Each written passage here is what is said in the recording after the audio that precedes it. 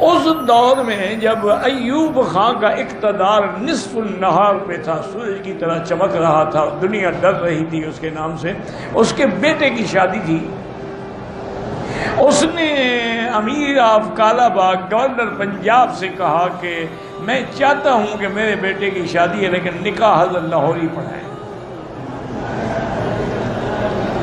امیر of Kala Bagh جو تھے نا وہ گورنر تو تھے لیکن علماء کا بڑا موتقد تھا۔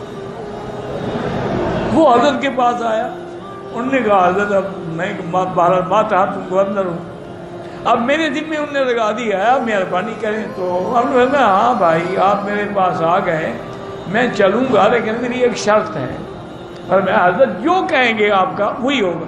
فرمایا ایک تو میرے لیے سواری نہ بھیجی جائے، میں اپنے سائیکل پہ آؤں گا، سائیکل پہ جاتے تھے میں اپنے سائیکل پہ آؤں گا، اور جو وقت مقرر ہو جب میں آؤں تو مجلس تیار ہو، اور بس میں خطبہ پڑھوں گا، نکاح پڑھاؤں گا، ایجاب قبول کروں گا، اور نہ ہدیہ لوں گا، نہ کھانا کھاؤں گا، نہ پانی پیوں گا، نہ واپسی پہ میں سواری لوں گا، میں اپنے سائیکل سے واپس آؤں گا۔ انہوں نے کہا حضرت ساری شرطیں قبول ہیں، میری نوکری بچائیں، نکاح تو پڑھائیں۔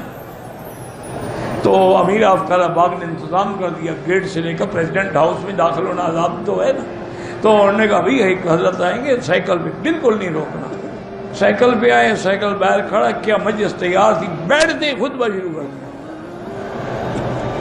ایجاب قبول کرائے، نکاح ہو گیا، دعا ہو گئی، اٹھ کے کھڑے ہو گئے۔ ایوب خان پیچھے دوڑتے رہے کہ کچھ دے دوں، لیکن امیر آف کالا باغ نے اشارہ کیا بالکل نہ دوڑنا، کہیں ایسا نہ ہو کہ بجائے دعا کے حضرت بد دعا کر دیں، بس سائیکل پہ بیٹھے رہو۔ یہ لوگ کہاں ہیں؟